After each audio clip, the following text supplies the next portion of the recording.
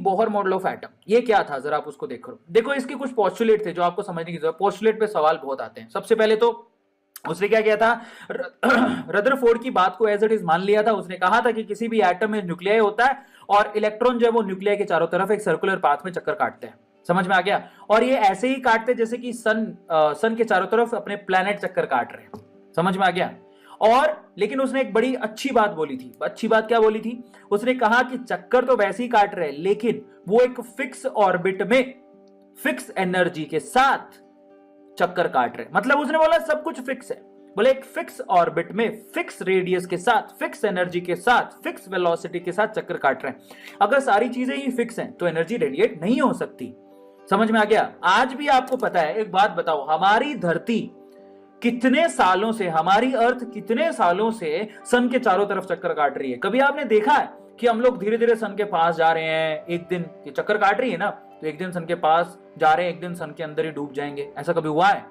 पिछले करोड़ों अरबों साल से तो नहीं हुआ। हमारी धरती, यूनिवर्स बहुत पुराना है, तो ऐसा नहीं हुआ। तो ऐसा एटम में भी नहीं होता।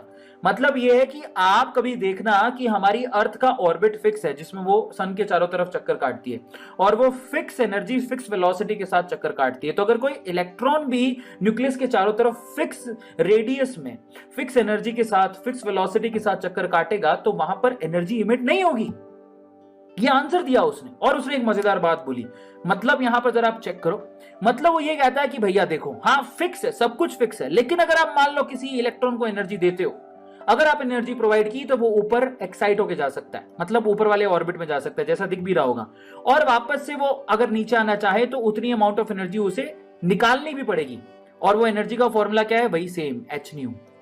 ये देखो, ये बहुत इंपॉर्टेंट चीज है जो आपको ध्यान रखनी है। तो यहां पर सीन क्या है? यहां पर सीन है कि भैया इलेक्ट्रॉन एक्साइट होकर ऊपर जा सकता है अगर एनर्जी मिल जाए, और डी एक्साइट होकर नीचे भी आ सकता है। उतनी एनर्जी उसको रिलीज भी करनी पड़ेगी।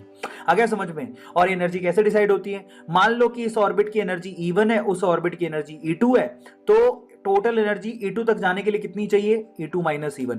मान लो मेरे पास 10 रुपए, मेरे को अमीर बनने के लिए कितने चाहिए? 1 करोड़ रुपए। तो टोटल 10 रुपए तो मेरी जेब में है, तो टोटल अब कितने रुपए चाहिए? 1 करोड़ माइनस 10। आ रहा है समझ में? तो अगर उतना पैसा मिल जाता मैं करोड़पति बन जाऊंगा, ऊपर चला जाऊंगा। आ रहा है समझ में? So this is how you can understand.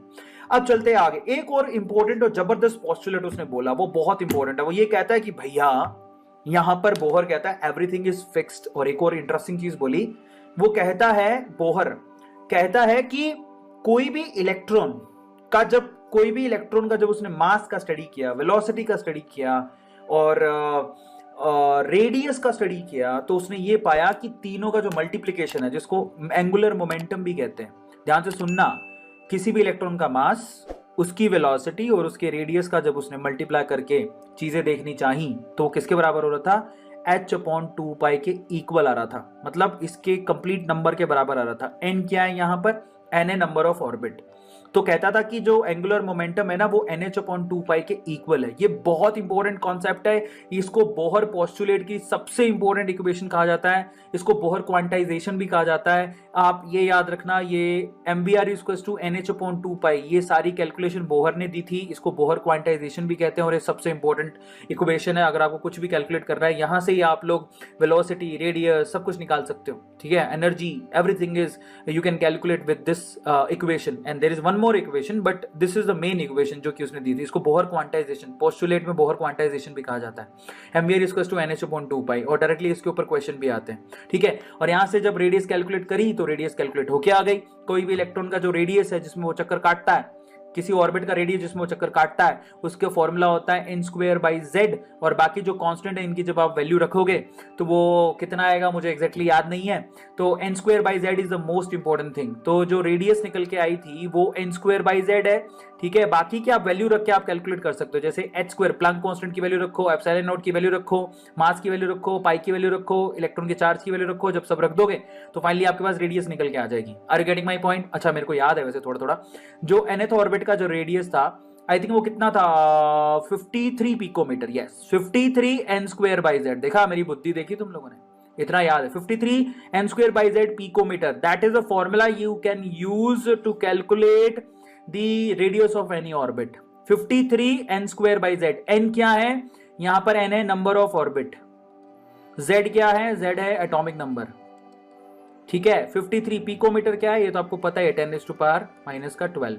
ठीक है, ये रेडियस का फॉर्मूला निकला। इसी तरह से वेलोसिटी का फॉर्मूला भी निकाल दिया। ये वेलोसिटी का फॉर्मूला इतना याद करने की जरूरत नहीं है कि nth ऑर्बिट में जो इलेक्ट्रॉन चक्कर काट रहा है उसकी वेलोसिटी का फॉर्मूला होता है 2.18 इंटू 10⁻6 Z/n मीटर पर सेकेंड। याद कर लो, काम आएगा, इसी से कैलकुलेशन होती है। अब एनर्जी के फॉर्मूले पर आते हैं जो कि बहुत इंपॉर्टेंट है। nth ऑर्बिट में उसने बोला कि सब कुछ फिक्स है, एनर्जी भी फिक्स है, तो एनर्जी का फॉर्मूला क्या है? वो बोला कि एनर्जी का फॉर्मूला वेरी सिंपल है। वो कहता है ये वाला फॉर्मूला है। अगर किसी भी इलेक्ट्रॉन के लिए nth ऑर्बिट में एनर्जी का फॉर्मूला निकालोगे तो वो आएगा -13.6 Z²/n²। ठीक है, और वो इलेक्ट्रॉन वोल्ट में आप लोगों को इसका आंसर याद रखना पड़ता है, बाद में उसको जूल में कन्वर्ट कर सकते हो। ठीक है, सो ये सारे फॉर्मूले थे जो बोहर ने निकाल के दिए। हमें उनके डेरिवेशन अभी नहीं देखने क्योंकि इतना समय नहीं है, बट ये फॉर्मूले बोहर ने निकाल के दिए। और अगर ये बोहर ये फॉर्मूले नहीं देता तो भाई साहब मतलब जघन्य अपराध हो जाता क्या। अच्छा होता, कम से कम बेड़ा पार होता आपका। ये चीजें पढ़नी पड़ रही हैं, बट देखो कितनी मेहनत की उस बंदे ने। देखो एक मजे की बात है, जो चीज अब देखो आप किससे इंप्रेस होते हो, आप उससे इंप्रेस होते हो जो चीज आपने कभी नहीं देखी वो आपको दिखा दे। आज तक किसी ने एटम को नहीं देखा, एटम को नहीं देखा तो उसके अंदर घुस के कौन देखेगा?